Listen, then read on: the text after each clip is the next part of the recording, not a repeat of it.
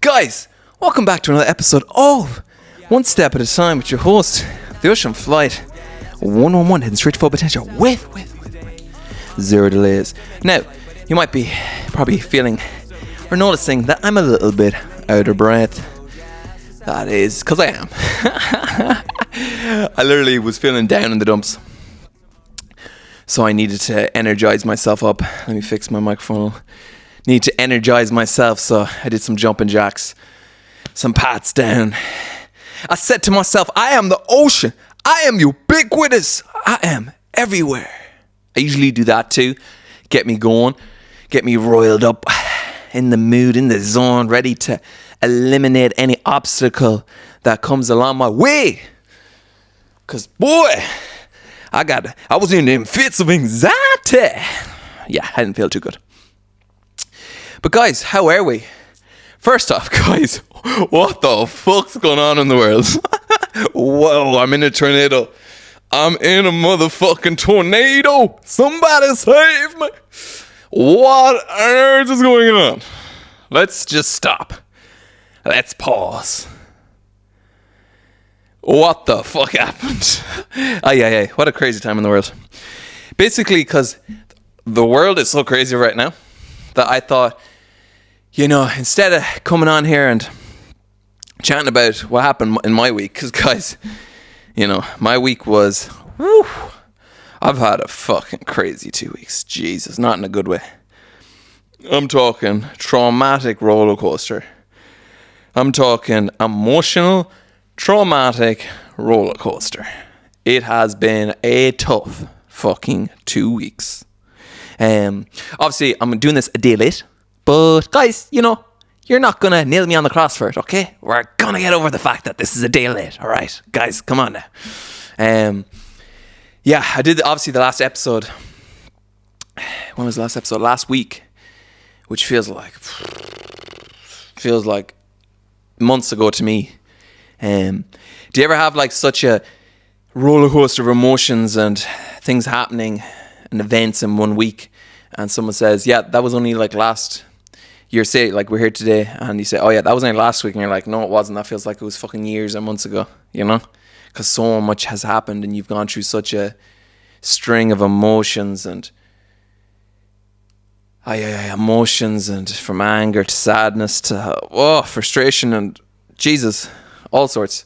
So yeah, I'm not gonna lie, I've had a very tough 2 weeks.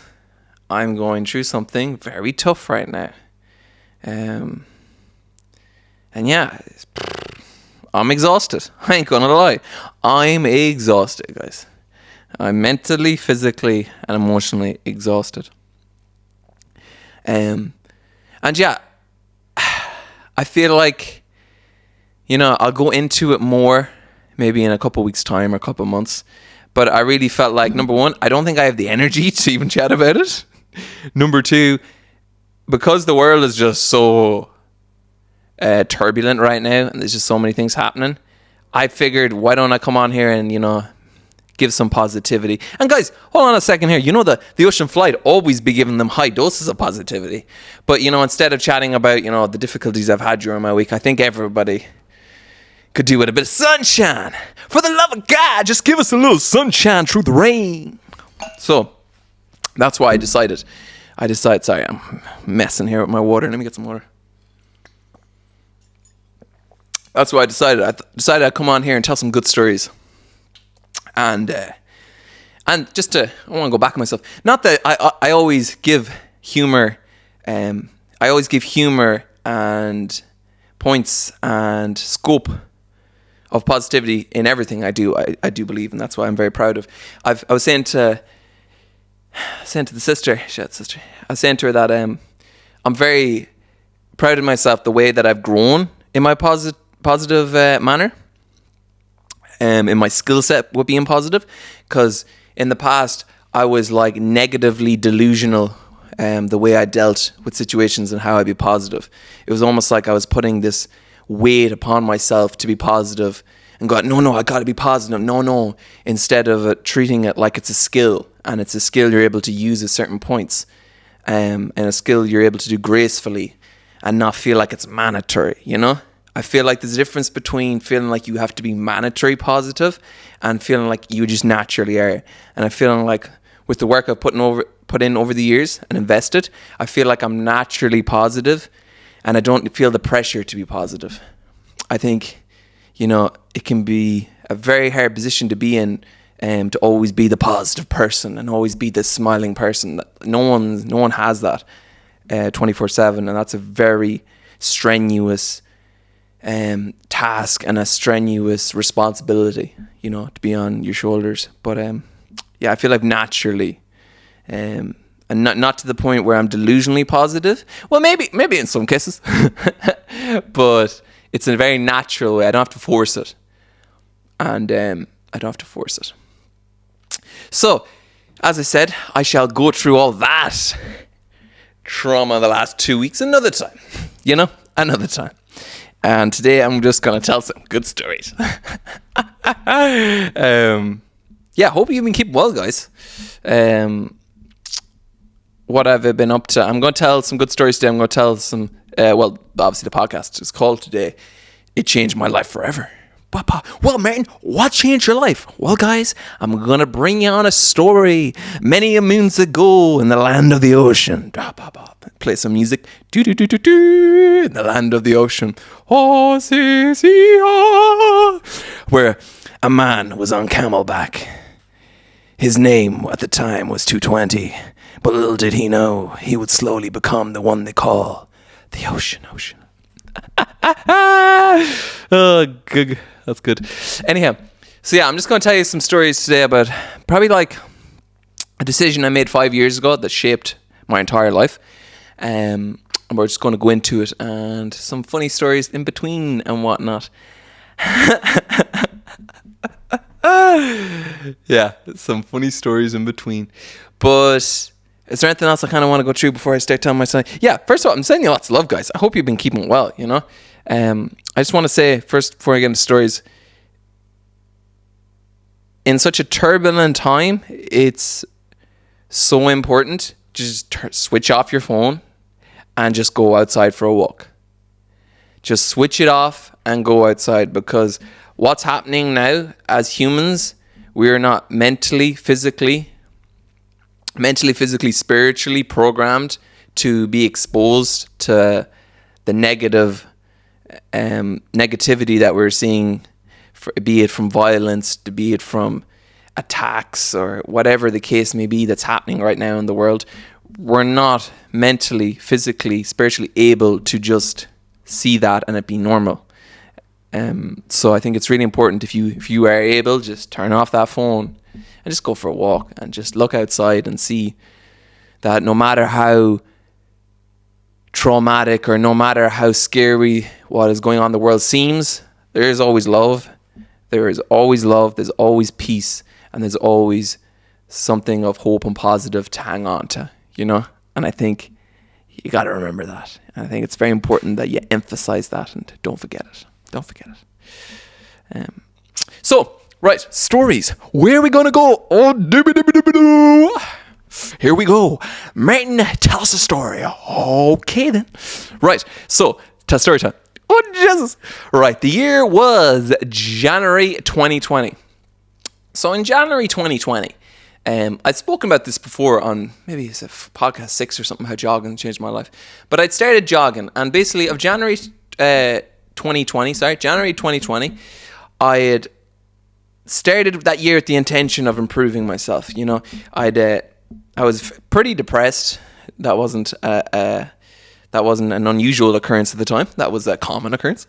I was pretty depressed at the time, and I didn't really have a path or a map or any kind of roadway to any sort of accomplishment or happiness or fulfillment. So, January 2020, I'll tell this story brief. If you haven't listened to the full story, it's good, but it's in Jogging Changed My Life. It's like 6 or 7 podcasts. Essentially, I was depressed. One of my friends, Ben, at the time said, you should go for a jog. I went for a jog, and that helped shape and change my life forever. I remember going for the first jog. It was in Park in Dundrum, down the road from Clonard Road. And it was on the big hill. If anyone who knows Dundrum would know what I'm speaking about. And essentially just went for that first jog in, at the time, my Bershka shoes. And I think I did about a mile and I was exhausted and I was fucked. And essentially that planted the seed, which I started jogging. So in January 2020, I planted that seed and I was like, no, I'm going to take this. I need to improve myself. I started eating better. I stopped with the frozen foods. Guys, them frozen foods, man. I'm not going to tell anyone that you shouldn't eat frozen foods, right? I'm not going to tell you frozen foods, don't eat frozen foods. That's not what I'm going to tell you. But if you want to be a healthy person that is consistently happy and healthy, then guys, the frozen foods ain't going to cut it. You know, it's not going to cut it. And that's speaking from someone who's done the 20-cent pizzas, you know. Little used to do 3 sets. They used to be 20 cents. I think it was 70 cents. Yeah, you get 3 pizzas for. And I used to eat them every day. I remember one time, right, after about 3 weeks eating these pizzas every day. I mean, like 2 of these pizzas every day. I was living off them. My body started feeling shit. And gotta stop using so much language. I started getting really bad indigestion and heartburn. I was like, what's happening? And then my friend Owen at the time, he was like, what about your diet? What's it like these days? And I'm like, yeah, it is not good. Just foods, bananas, fruit, veg, any kind of vegetables, guys. You know, it's just health. If you want to feel good, you really got to try to eat good. It's all connected. Your body, your mind, your soul. It's all connected. It is not separate. It is all one. So, anyways, I'm not going to tell you don't eat the frozen foods because look, like anyone, I like a dirty frozen pizza from time to time. Get it in my belly, but you got to try to stick away from them the best you can. But anyways, I was eating for a lot of frozen foods at the time, and I was like, "Jeez, I need to stop this." So I started having like scrambled eggs and veg every day. I started having my friend Paige here is sneaking in to get her jacket. So I started eating scrambled eggs with tons of veg, and man, I was having like 5 or 6 eggs in the scrambled egg. And then I used to work in lifestyle sports, so from 10:30 to 5:30 I'd be working, and then I'd go home, try to get my food as quick as possible. No, I didn't go for my jog. I had my food. I can't remember which I did first. Go for my jog, and then I basically was doing that every day, and I was just trying to live a little more consistent theme there, guys. Well, sounds like a bit of a loop, Martin, you got going on there about living. We must revisit that. So I was just trying to live more. Heard that one before. Eat better and be more active, because I was living with a guy. This is important too. I was living with a guy called Cian Charlton, and Cian, who you may know, runs is it 35? Yeah, 35 vintage. Used to be 35 I do believe, and is massive into running. Shout out Cian, absolutely smashing it, doing some crazy numbers with the run. Jesus, shout out him. 1 second. So I was living with a guy called Cian. Great guy, very active guy, super active, always full of energy. And man, I was living with him, and I was like, man, this guy is always energetic, always full of energy, always bouncing, there's always a buzz.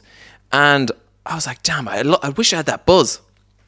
Now, my personality is naturally electric, full of energy, buzzing, winning, but it's very difficult to be feeling rejuvenated while eating a diet of frozen pizzas, going to bed at 2 o'clock in the morning, doom scrolling, what other bullshit I was at the time.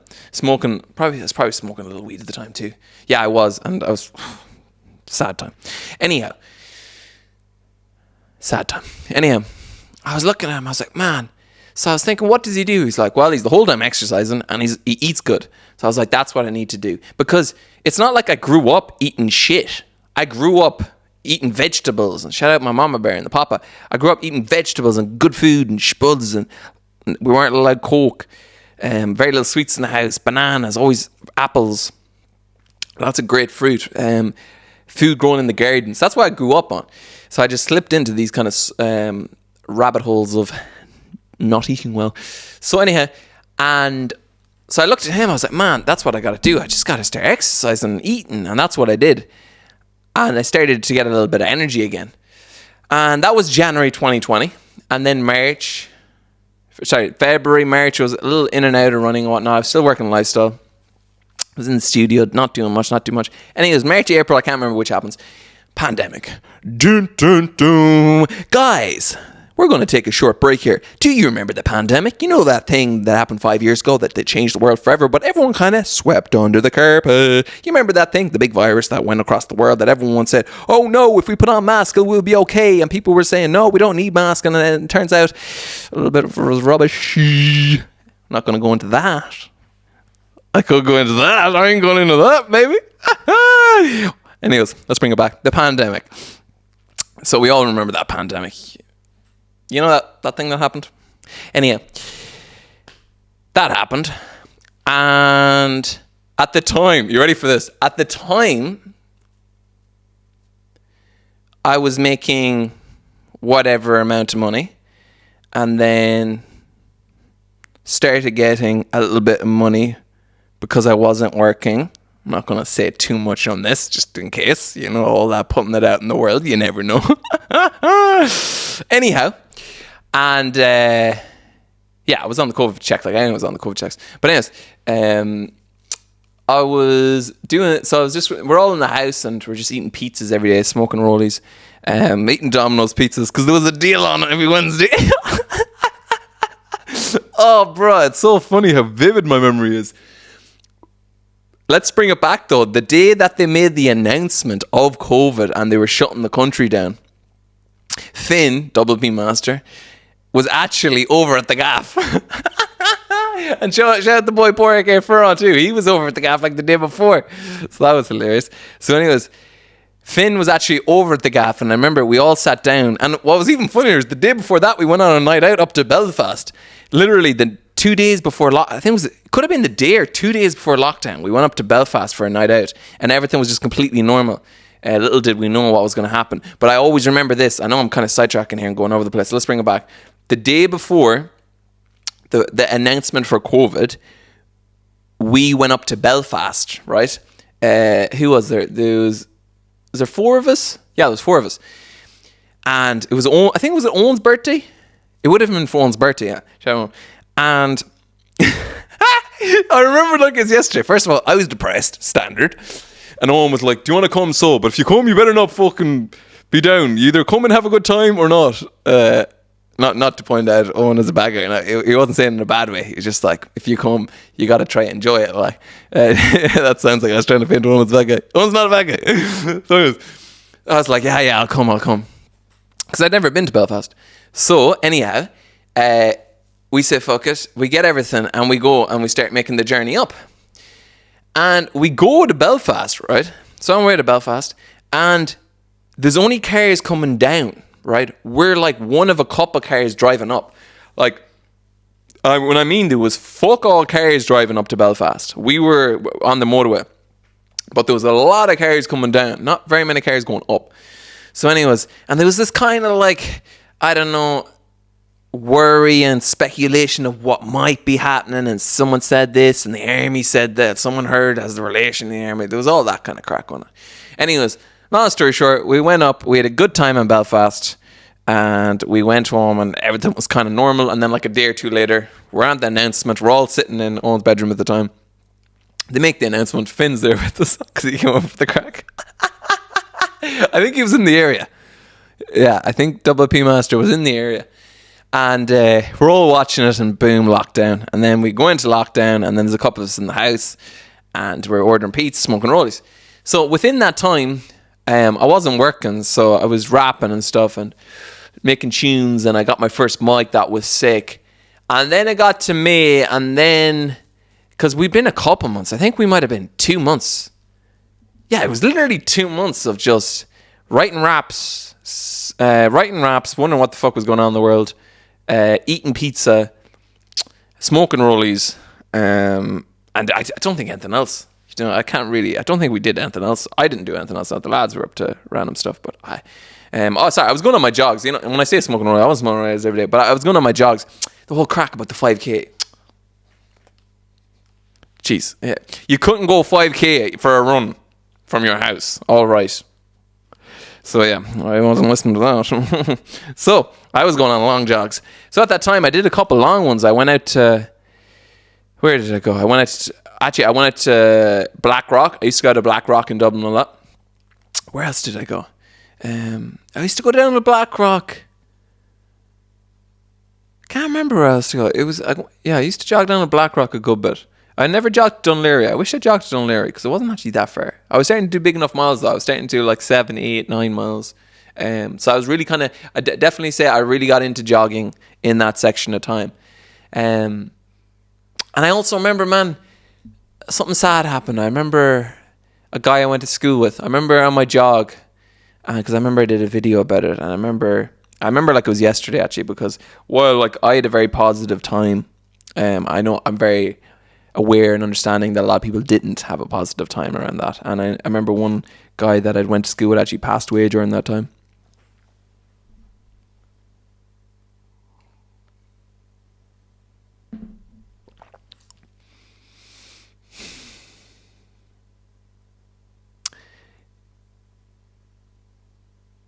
Yeah.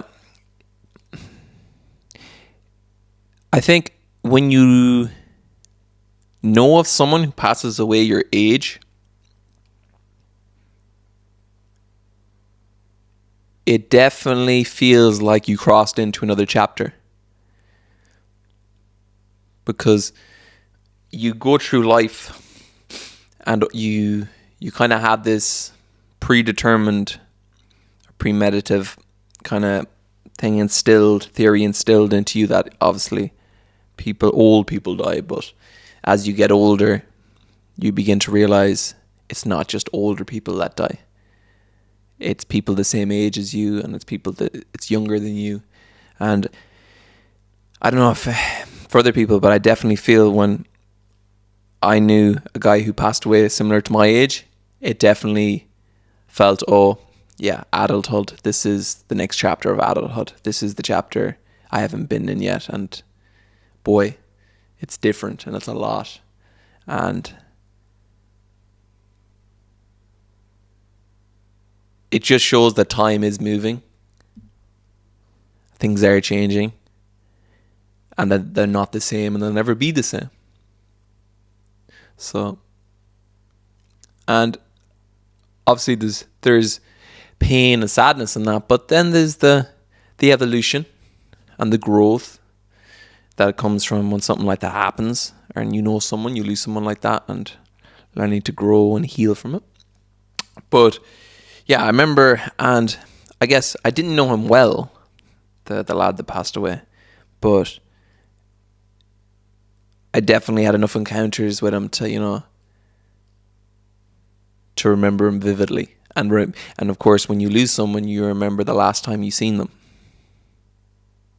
Yeah, man. When you lose someone, you remember the last time you seen them. And it's almost like when you lose someone, even though you knew their presence wouldn't be there forever, you're like, damn, I wish why didn't I do this? Why didn't I do that? Why didn't I? Even you knew the presence wasn't going to be there forever. And you're still thinking back, oh, why didn't I do that? Why didn't I do that? But obviously you can't go back. So that's why every opportunity you have to be with a loved one or friend, you grasp it and you hold it tight and you really see it for what it is. And it's not about thinking deep or being philosophical. It's really just looking at the bare facts of reality. And if you're having a really great experience with someone, cherish it. Really cherish it. Because it won't be there forever. So when that lad passed away, it was definitely a shock. Because it was the first person my age. What age was I at the time? I was 20. Yeah, I'm 20, 23, 22, 23. 22. So yeah, definitely a shock. But that happened. And then it came to May. So that was just kind of something big I remember. But I was heavily jogging and writing a lot, figuring out music, chatting to Finn every day, hypothesizing of what we were going to do or how we were going to conquer or blow up music, as we've always done. So that was good crack. And what else was I doing there during that time? Kind of realizing I didn't want to go back to selling shoes and lifestyle. and realizing, geez, I had to figure out how the fuck I wasn't going to do it. So anyway, it got to May, and then we decided, right, we're going to leave our house in Dublin and move home. And then I got a phone call. It was beginning of May, and I got a phone call. From who do I get a phone call from? The Fox. Matthew fucking Fox, baby. The OG, the icon, the extraordinaire. The Web3. Actually, they don't call it Web3 anymore. I don't know what they call crypto anymore. Blockchain extraordinaire. Blockchain connoisseur. One of the most reliable, kindest, smartest, kindest, hilarious, comedic people you would ever wish to meet. Man, I love Matthew so much. Matthew's one of my best friends. OG in the game. Known him since we were age 14. Lockers were beside each other. This is not how it went, but this is how it goes in my mind. One day I said, hey, Matt, wanna do some music? He goes, yo, Martin, I heard you. Yo, Martin, heard you've been making music and rapping around here. Maybe we could produce something. Maybe take over the world. I was like, sure thing, man. I'm a come over to your house and let's do it. That's not what happened. That's not what happened. But we did have our lockers beside each other, and he was the only person in my year that thought it was cool that I was rapping, making music. So we ended up doing. Well, why not tell that story while we're here? Fuck it. So Matthew rings me, but a little side quest of how I know Matthew. Matthew's been my best friend since we were 14. The reason that I make music, the reason that I am able to dream, essentially one of the reasons why I'm here. When we were 14, we kind of started making music together. He was producing, and I was rapping, and we were a tag team, became best friends, and basically instilled confidence, and both of us were like, we could take over the world. Why not? Man, that's so fucking legendary. Literally, me and Matthew in his room. Oh my God, just getting goosebumps even thinking about it. Look at these. Where are they? See them goosebumps? See, you know that? That's what you call fucking emotion, baby. That's energy. That's life. That's exuberance. Get fucking goosebumps. It's a good sign that you're fucking living, man. So anyways, yeah, me and Matthew became friends, recording in his house. Let me paint the picture. The year's 2014. Let that sink in. That's 11 years ago, baby. 11 years.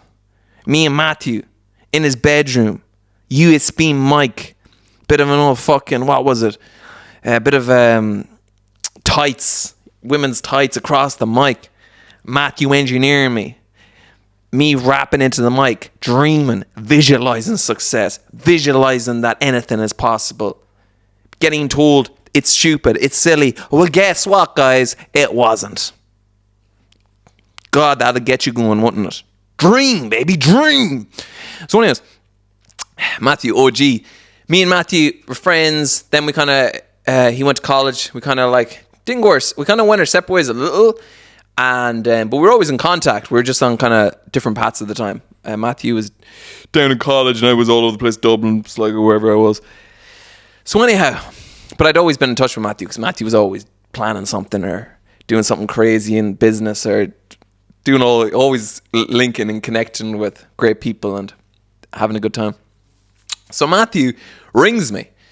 He's like, what's the crack? I was like, what's the crack? He's like, man, do you want to come down to Galway? So I can't remember this part too well, but Finn, I could just ring him, you know. That would be hilarious, would it not? Finn! I could just do this. I do have the power to do this. I'm going to do this. Yeah. And why not? I don't know how. I wonder. Okay. I could just edit it to where I get him. Yeah. Wait, will I do it? I feel like it'd be funny. Why not? I feel it's my podcast. I can do what I want. Right. 1 second, guys. 1 second.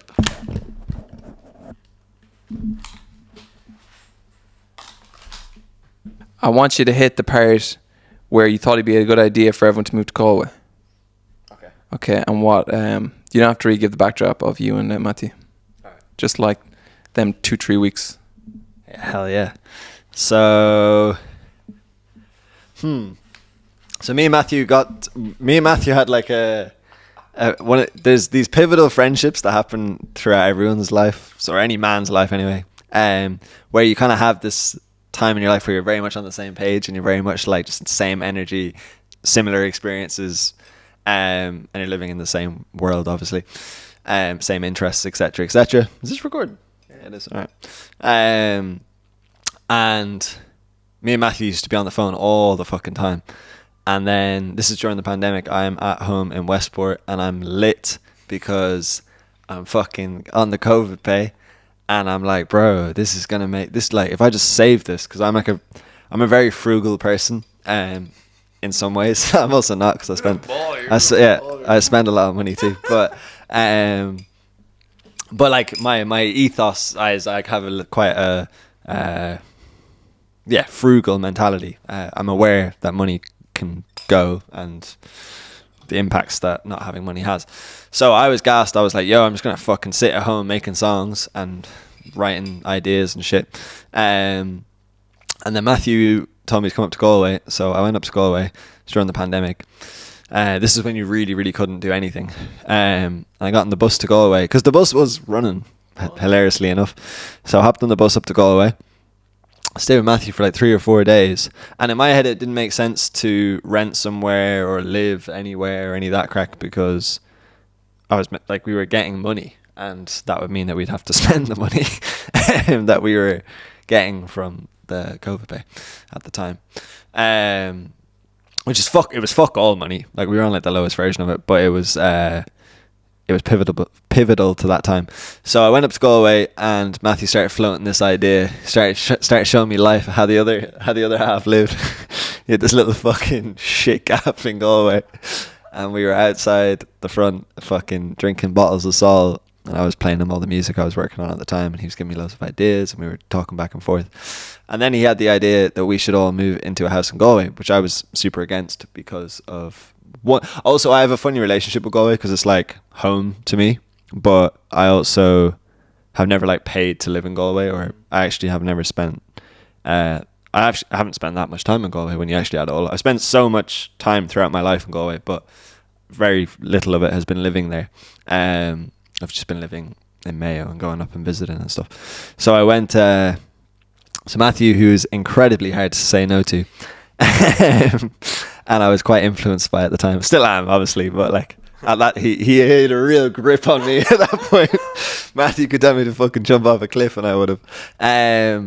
So, sorry, I'm not telling this very well, but we were in the house 4 days. He's fucking giving me all the propaganda of why we should live together and why we should all get a house, and then we'd be able to be ahead of everyone because everyone else couldn't rely on seeing each other. But if we all lived in a house together, we could. So he planted the idea in my head. He kept it going, and then he just kept sending this link to what was the house, I think, and be like, look at this, and he'd be like, look at this. He goes, you can get this, because the rents were really low, not really low, but they were lower than they ever have been because of the pandemic. So he was sending me all these different like 5-6 bed houses in Galway, being like, you can live here, or we can live here, or we can live here, man. Like, it's only a fucking 300 quid a month, 400 quid a month, which, to be honest, was a lot of money at the time. But yeah, that was kind of it. And then we moved in. Me and Matthew, I think, were the first to arrive, so we had our own fun before everyone else got there. And then Martin came, then Dylan came, and then it all got very serious. But yeah, I'm gonna see what version I told that. Yeah. There's a lot of versions that you can tell.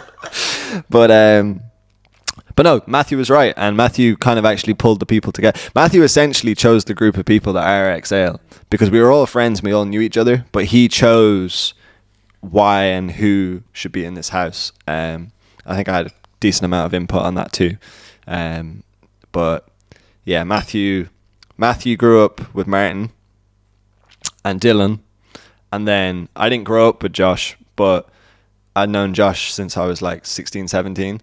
And then through a group chat on Instagram, there was like a creative West of Ireland group chat. That, shout out Kaylee fucking set that up. And then, yeah, so then there was already kind of this brotherhood between us, because I'd known Josh for years, and then Josh and Matthew met, and then Martin, Matthew, Dylan had already known each other, and then Tyke, who's my brother.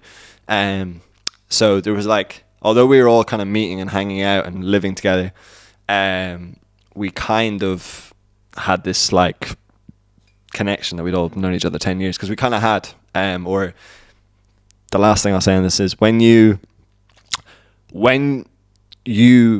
have a great relationship with someone and then they have someone else that they kind of vouch for as like someone who's been with them through everything, you kind of can by default just connect with them immediately, because you know they're kind of holding the same background, same struggles, same ethos, same values.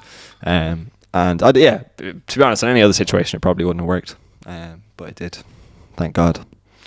And that's my excerpt. Yeah. Hey! Finn's first time ever on the podcast. You got enough mentions, Finn. I'd say On the Friday thoughts. on a Saturday. I'd say between you. Do they know it's Saturday, do they? Yeah, I've already said that it's Saturday. Never lie. Appreciate it though. Thank you, Finn. All good. Boom. That's perfect. Are we okay there? Yeah, looks great. Thanks, Finn. I better get back to. Thanks, Finn. So that was a lovely piece by Finn that kind of give a little bit of a backdrop to how Matthew convinced me. So all them people you heard about, Matthew, let's bring back to May. Finn and Matthew had been back and forth about this idea. Matthew rings me, sells me the idea, tells me like basically, you heard Finn there. Matthew sells me the idea. I'm like, fucking great. Let's do it. Psych. No, I wasn't. So, I had my reservations about Galway, pardon me, like Finn had his own. Because, a couple of things. My ex was living there at the time. So I was like, I don't want to move there. That was one. And two, I had this relationship with Galway where I used to go there for music. I used to like record there, because Galway for me, it was, for Finn it was kind of felt like home, but for me it was like Galway, the city, you know. I didn't really go to Dublin much, but Galway, I used to go a lot to. Galway was like the city. Oh my God, Galway. It's funny how as the older you get, but I kind of look Galway more as a town now than a big city, but at the time I looked at it as this huge city. So anyways, I had my reservations and I was a bit apprehensive and hesitant about moving.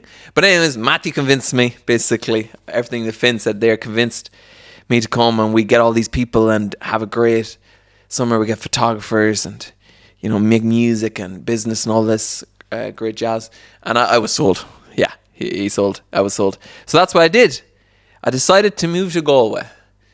And so that conversation of having with Matthew in May 2020, little did I know, was going to completely reshape,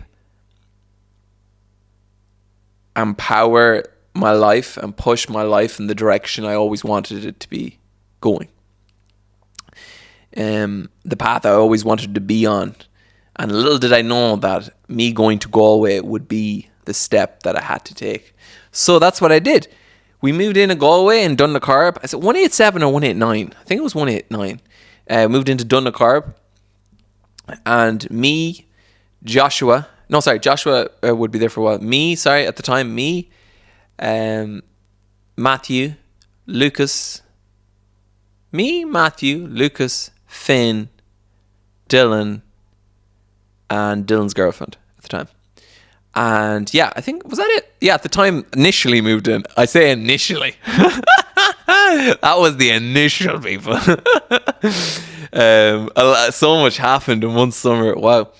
But anyways, and damn, yeah, we moved in, and at the time, it was so funny. Like, so I never did I envision living in Galway. That's not something I ever envisioned. So for those of you who don't know, I'm from Sligo. So I never envisioned living in Galway. And at the time, for the first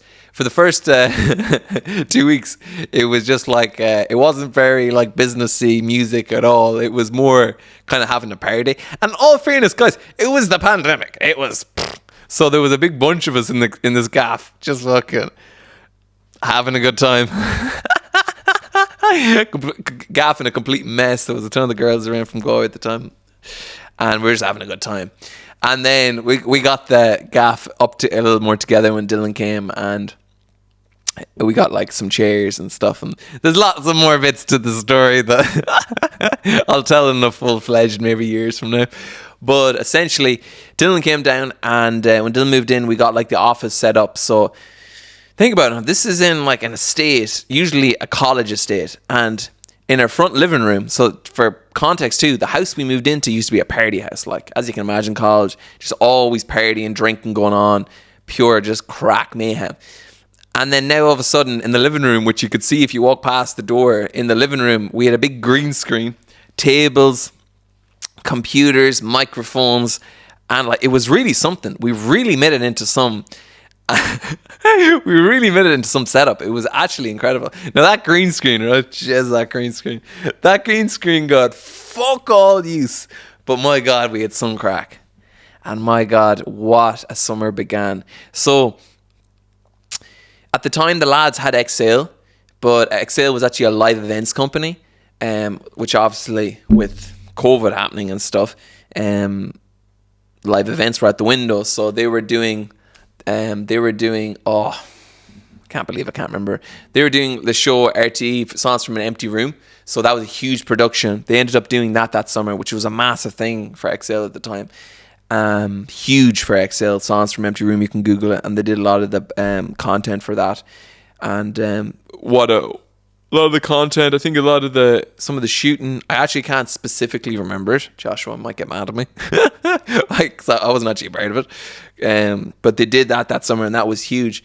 But essentially, we all were similar minded, had the same ethos, and wanted to achieve something. And here we'd found ourselves in May, June, July, August, September of 2020 with an opportunity where we had just about enough money to pay rent and just eat and stuff. But now we had this opportunity where we were all together and we all wanted to achieve something. So within that time, so many things happened. And I think one of the biggest things happened was, for the first time in my life, I've always had great friends, but the first time in my life, I'd found my tribe. I'd found a group of people who I felt connected to, and I felt loved by, and I felt safe to be completely myself. And I've always had great friends, and I've been very blessed, but I do feel you go out your life, you kind of find your tribe. You might have one or two friends, but then if you're lucky enough, blessed enough, fortunate to find your tribe, your people. And wow, I just really felt I found my tribe, because it was such a warmth. You know, I would go as far as to use the word ethereal, because the house was that kind of. Now, don't get me wrong. Lots of shit went wrong in that house. Lots of shit. Like I remember one time the landlord tried to scam us. We'd paid rent. In all fairness, I didn't have the situation. You ready for this? So one time, so the funny thing about the house was lots of people moved in and out of it. I'll get to that in a second though. But the funny thing about the house was, throughout that time, many people moved in and out, but we played our landlord in cash. So you can imagine red lights going there, or bells going off, whatever they say, sirens. Well, I can't remember what those. But anyways, and one time, right, we'd paid our rent like 2 weeks previously, and then the landlord sent us a message looking for the rent, and I thought that we hadn't paid it. So I was like, no, he's right. Of course, he wasn't, and I was completely incorrect. So I wasn't helping the situation at all.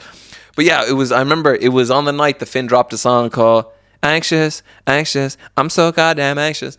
And on that night, we got a text from the landlord, and everyone got pure fucking anxious, because all of a sudden here he's looking for more rent. And as I said, we'd enough money to eat and pay rent. And then we obviously figured out that we had paid rent, and I was like, uh-oh. Well, it was good that we had, but I was like, oh, my bad. Anyway, so yeah, definitely challenges happened throughout that time. But it was such a loving environment, and God, we had some crack, like just making songs in the studio. I learned to record myself for the first time, so I was kind of beginning that chapter and going through them emotions of learning how to record and hear myself back, and just fucking euphoria. Like up late at night, smoking spliffies, lights on, like just no worries in the world. It was such a rare feeling, such a beautiful, a feeling of pure beauty. And yeah, just such warmth. And the crack we had these, so we'd be, I remember one night we were, we had a studio / office and we just got the green screen and we were just having the time of our lives, messing with the green screen and doing songs. And it was just such a bunch of joy. And Lucas, our friend Lucas, he's an amazing barber. You should check him out. He's a barber in Galway now. He actually lives in Galway. Just having the best of crack. And I remember one time, right? So Dylan, shout out my boy Dylan, Dylan Malecki, absolute legendary. Me and him have been best friends since we were 11. And Dylan was kind of like, he's kind of real disciplined with me because he wanted me to do well for myself, and he kind of seen me going through bad patches, so he knew that, like, obviously getting a good night's sleep and getting up at a good time, it was healthy for me. So he was really nudging me on, but kind of nudging me on in a very disciplined way. So one night I was up recording, right? This is so funny. I was up recording and I was high as a kite. I was in another universe. And another thing about the house was, I don't smoke weed anymore. I never really did. I did from time to time, but I can't really. It just doesn't agree with me well. But that summer, I just had no worries and I was just maybe so relaxed. It wasn't that I didn't have any issues, but I just felt so relaxed and carefree that I could just smoke the whole time. Anyways, and one night it was about 2:30 in the morning. Context: Dylan's in bed.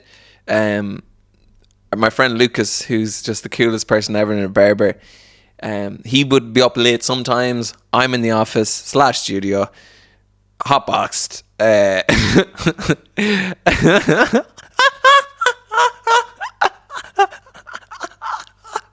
Hotbox. You probably wondered, how did this change your life? I'm in the studio / office, hotboxed, making tunes, thinking I'm fucking Kanye, feeling like Kanye. So I'm making anyways, and I start hearing footsteps come down the house. I'm like, oh no, it's Dylan. Oh, he's gonna be so mad at me. Oh no. So I'm like, oh shit, I'm starting to panic, right? And obviously, if I wasn't probably so stoned, I probably would have been like, oh no, Dylan's gonna get mad at me. Because it was from a caring place. It wasn't from it was from a very caring, because I'm very blessed to have Dylan as a best friend. And not everyone has been able to have a best friend for 15 years. So anyways, we're in the house and I was like, oh no, Dylan's gonna get mad at me. And I was downstairs anyways. And I heard the footsteps coming. I'm like, please don't be done. Footsteps coming anyways. And the door opens. Right? And I'm like, no, don't be Dylan, because Dylan doesn't like the ganja or any of that stuff, and he's gonna get mad at me. Don't be Dylan. The door opens. I'm like, hey, don't be Dylan. No, please. The door opens. It's Lucas. And Lucas goes, Martin, I thought you went to bed. And I'm like, oh, thank God. And for context, my friend Lucas, this is the most kindest, chillest. He's like a panda. You just want to hug him and not let go. Anyways, so that was just one funny story. But anyways, just funny things like that. And every Sunday we used to do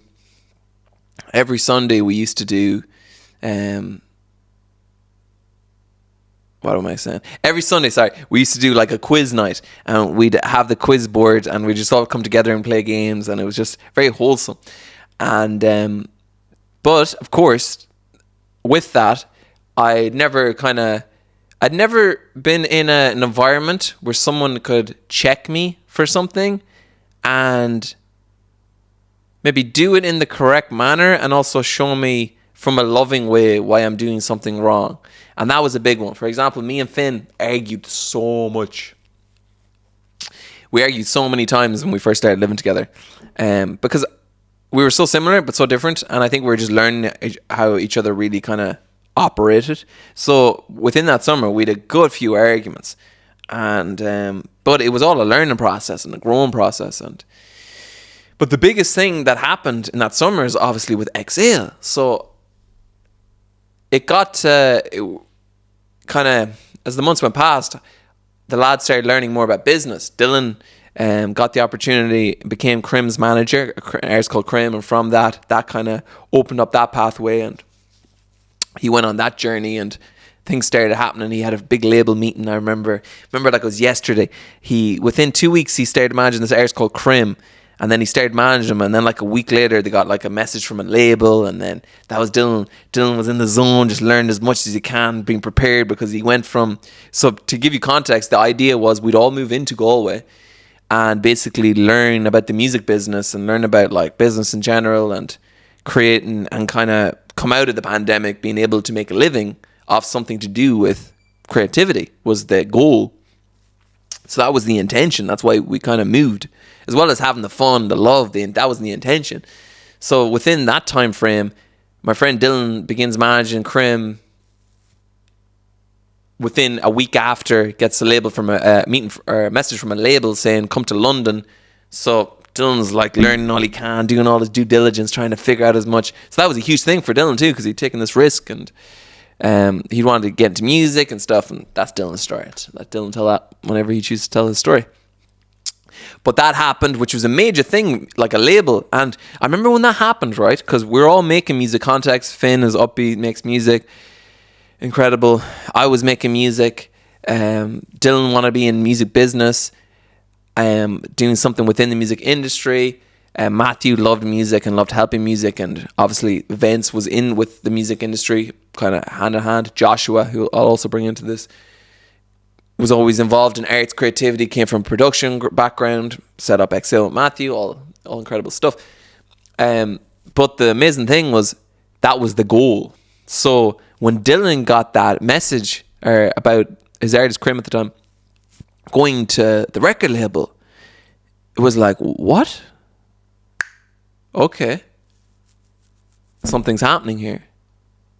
And the magic, we started to realize, oh wow, there is a magic here, because there was a common understanding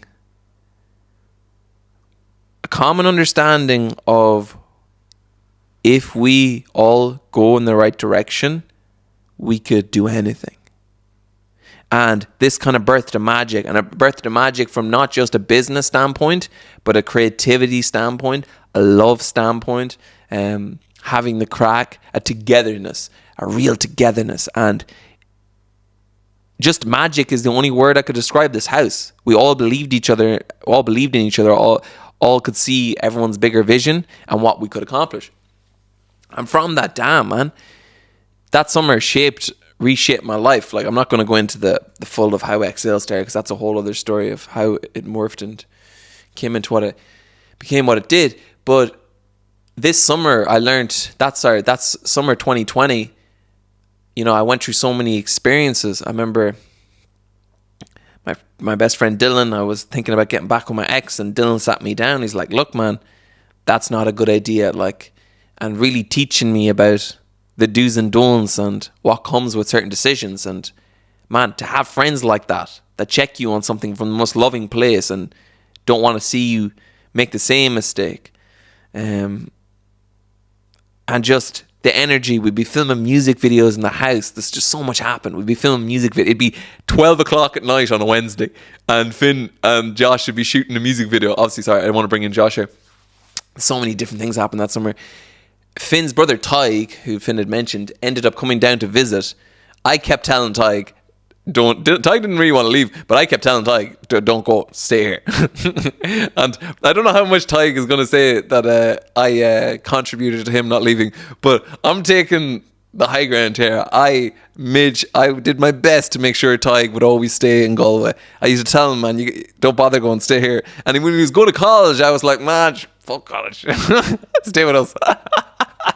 So I did that a good few times. So I wonder what his account of that would be.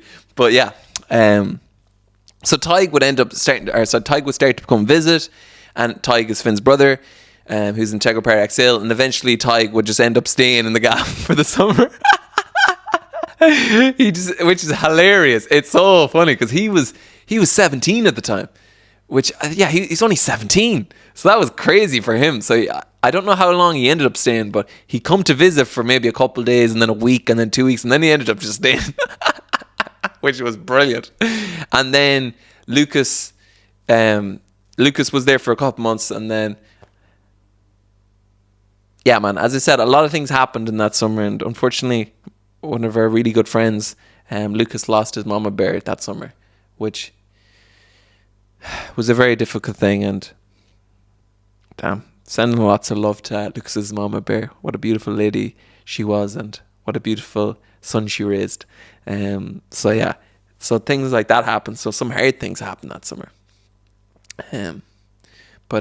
So Lucas ended up going back to Dublin for barbering and stuff, and because he was based in Dublin. And then we had a guy called Shane Hennessy move in. Shout out Hennessy Master, baby, who, for those of you who may or may not know, is an integral part of XL. So that's what I mean. A lot of switches happened and whatnot. So there ended up being then me, Dylan, Shane, Tig, Dylan's girlfriend, Matthew, Finn, and then Joshua, who is founder of XL. Joshua moved in for, I think, maybe a month, 5 weeks with his girlfriend at the time. And Joshua moved in, and again, Josh, how Finn spoke, but Josh is just the gift that keeps on giving.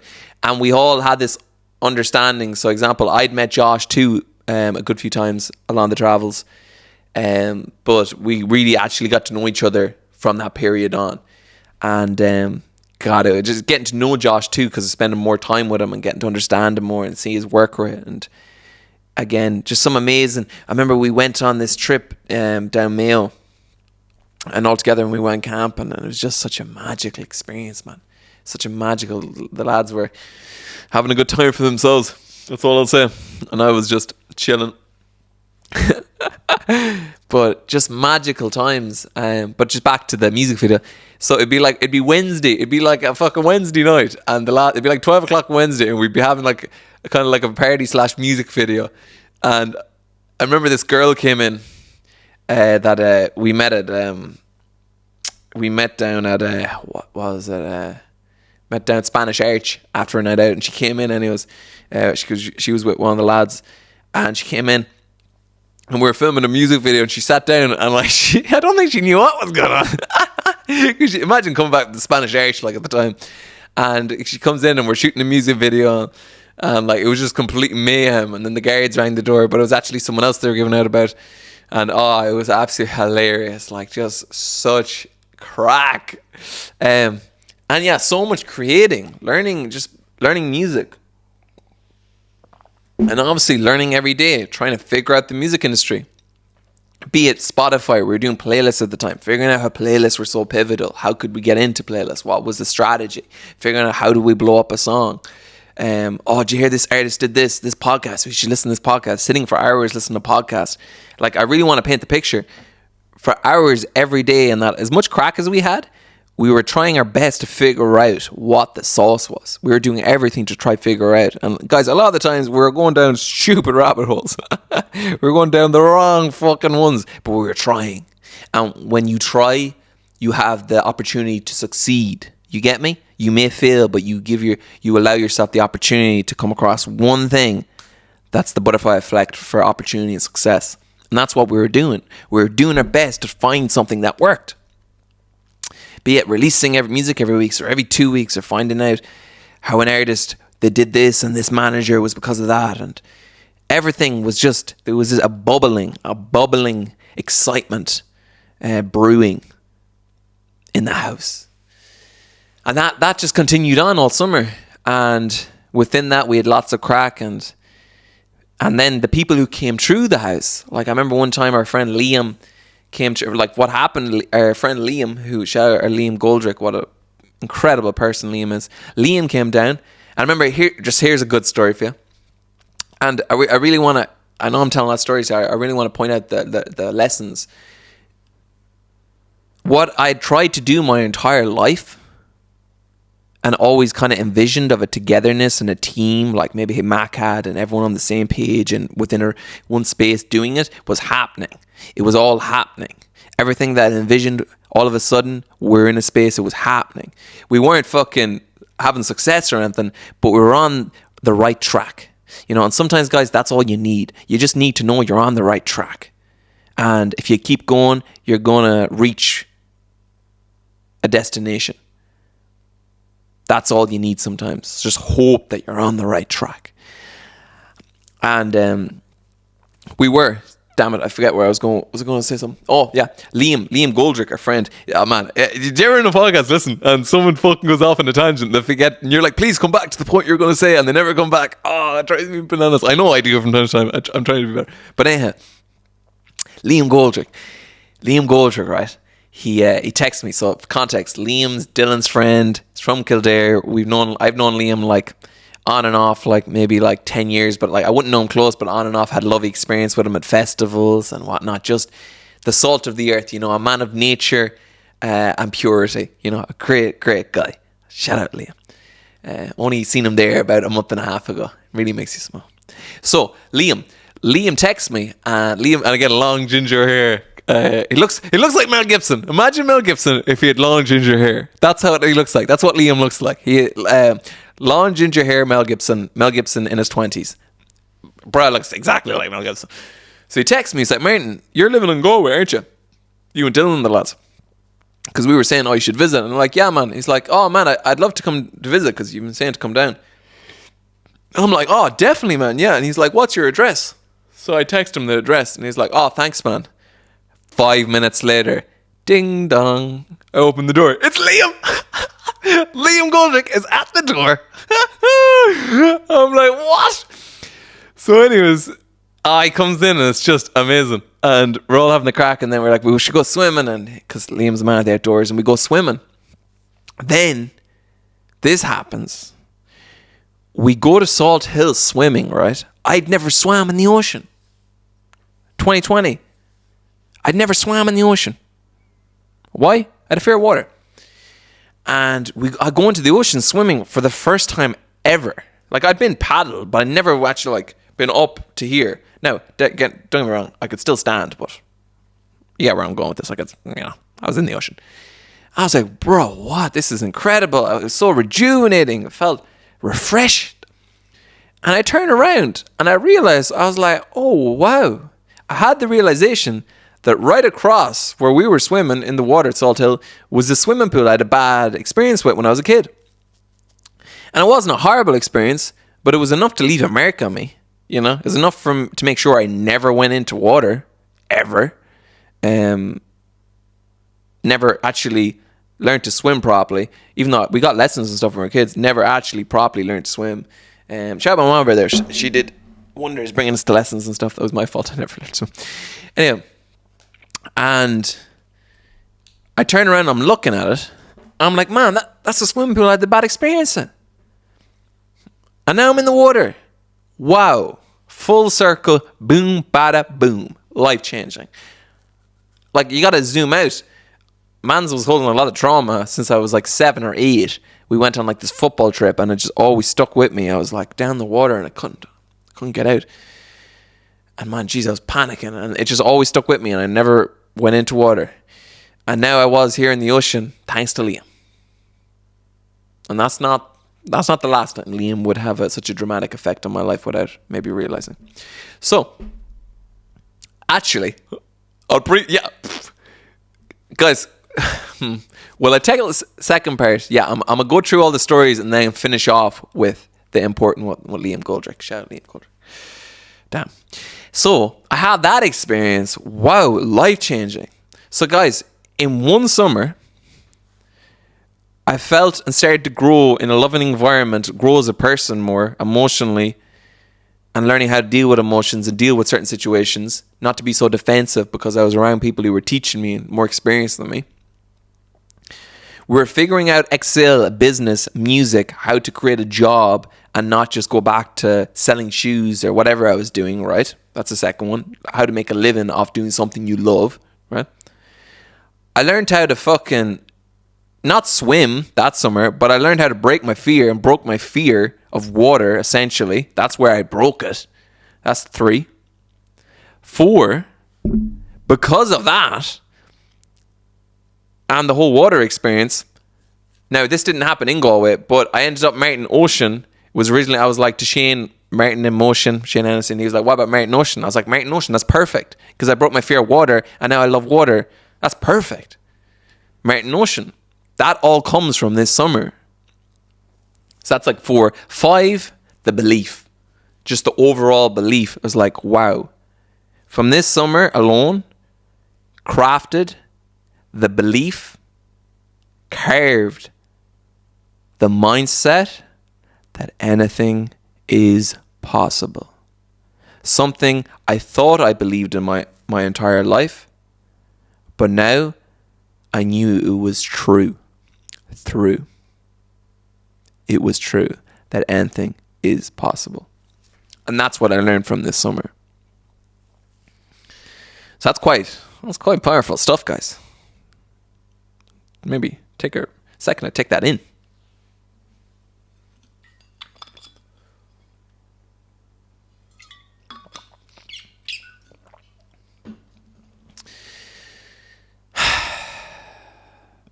So many things happened that summer, you know?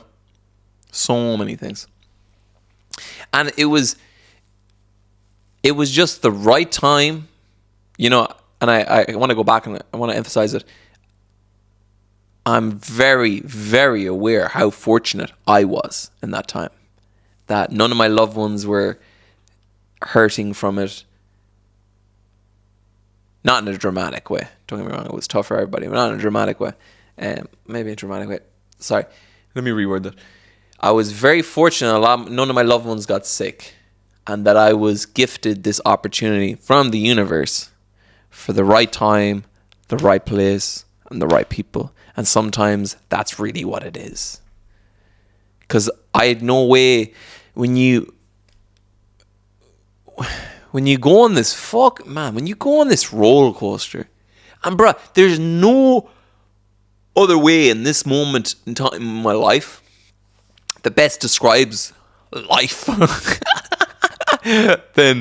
other than calling it a roller coaster. There was just no way I would have ever anticipated or ever envisioned I would move to Galway and that's what would change my entire life forever in the best possible way, you know? So, yeah, man. And I could probably go on and tell fucking so many more stories if I thought about what happened. What else? Is there anything more? Of course, girls and people with girlfriends and stuff and all that stuff happened. And what else happened in that summer that maybe... Yeah, I think they're kind of the takeaways. You know, there's definitely more to be told from that period of time that I will tell maybe more in depth in the future, in a more meticulous way. But I think I really expressed how meaningful it is, you know, how meaningful it is and always will be to me that summer. And do you know what was so powerful? The summer of 2020. Oh yeah, sorry, I didn't even get to this. From 2015, November 22nd, 2015 to May of 2020 was a battle. Every day was a battle mentally. And I lost myself.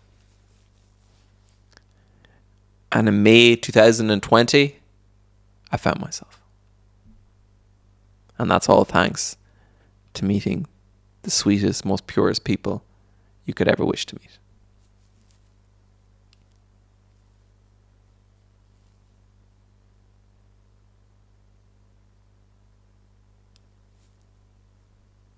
Yeah. That's the best way of describing it, guys. That is the best way of describing it. I found myself. Little Morchin was lost. Little me was lost inside, and if I was to put it into like a story, I would say For 5 years, I walked through a forest. A dark, scary, ferocious winds and rain with evil noises searching for my inner child. More.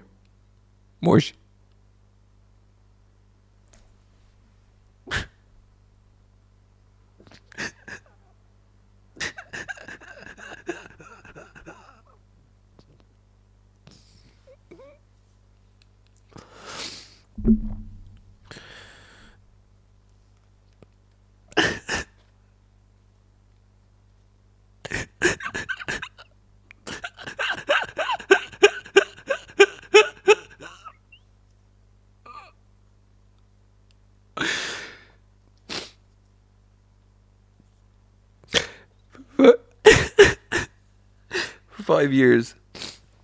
For 5 years, walking through a forest, and then I found him. Found him, man. I give him a big hug. That's what it felt like. I felt like I was 5 years walking through a dark forest, and I found him and I rescued him. And he was happy to see me. That's what I felt like. Well, I wonder how many people get to the end of the podcast to see the tears. Or hear the tears.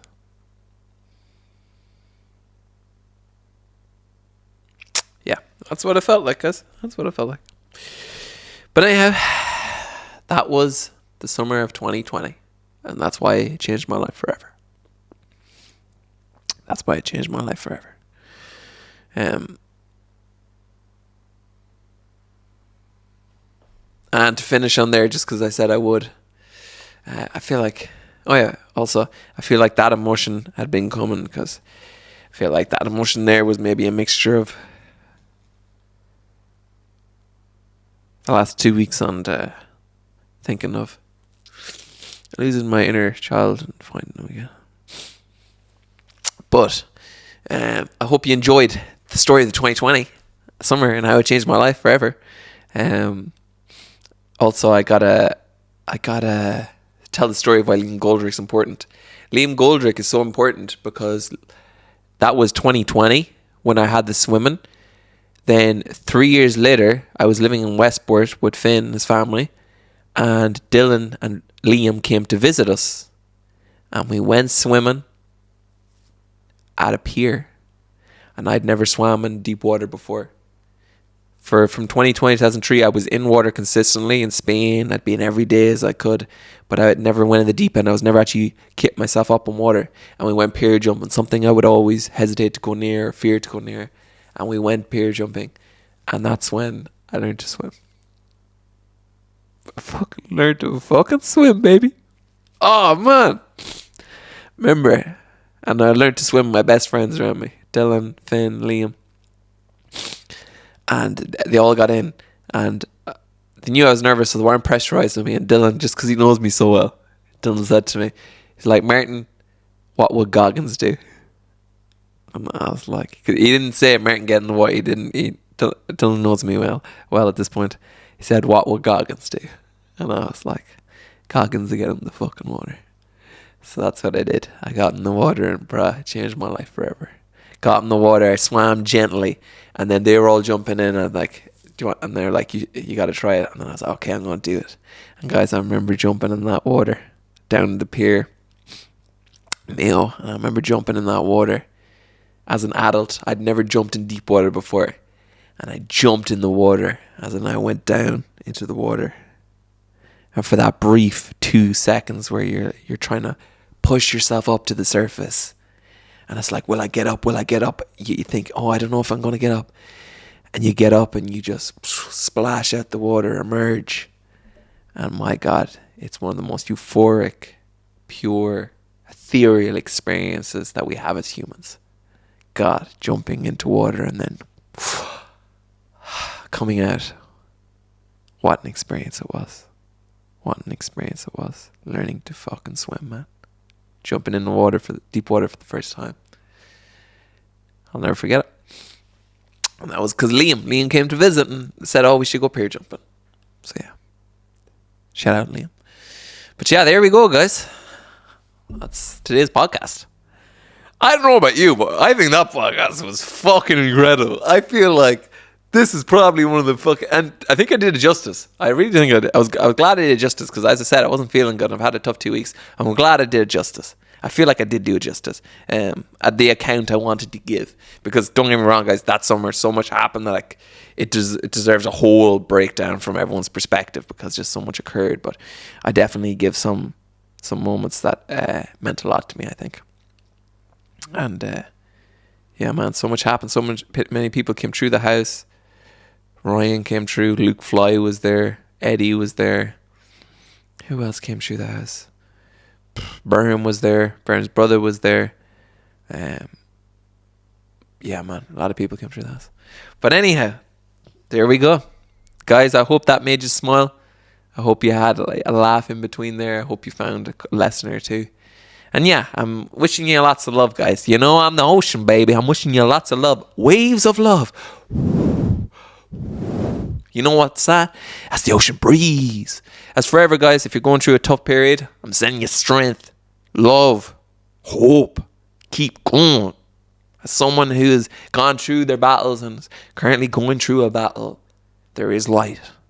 It's hard to hold on to sometimes, but there is fucking light. You gotta fucking run at it.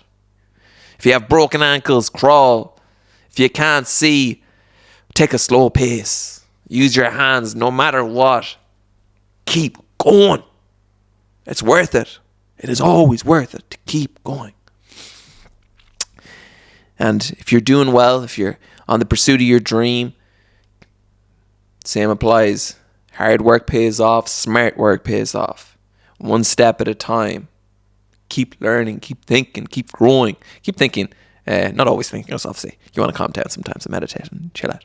But keep growing, keep learning. Comparison is the thief of joy. You are on your own path. You will succeed if you're working hard and you're working smart. You will succeed. Define what your success is to you, not other people. Define what your success is. Your success is not someone else's success. What do you want to be proud of that you accomplished in this life? For one person, it's a family. For another person, it's to be one of the richest business. What is it you want? Because that's all that matters. You get me? That's all that matters. Yeah. Love you lots, guys. Sending you big hugs. Go on. We're at the point in the podcast, guys, where we give ourselves a hug. Go on. Give yourself a hug, guys. Come on. And a pat in the back. I don't hear you. You're not doing it. I know you're listening to this. Are you doing it? Are you doing it? Come on now. Nice hug and pat on the back. I'm proud of myself. I want you to say it. I'm proud of myself. I'm proud of myself. Okay. Right, guys. That's been another episode of One Step at a Time. Let me bring it back. Shout out Finn, too, for just happily coming on and telling a bit of the story for us. That was so nice and pleasant of him because he was in there recording. Boom. That brings another episode to a close of One Step at a Time with your host, the Ocean Flight 111 in straight full potential with zero delays. Guys, don't have a good day. Have a great day. Get out of here, you silly rascal. Hey, get out of here.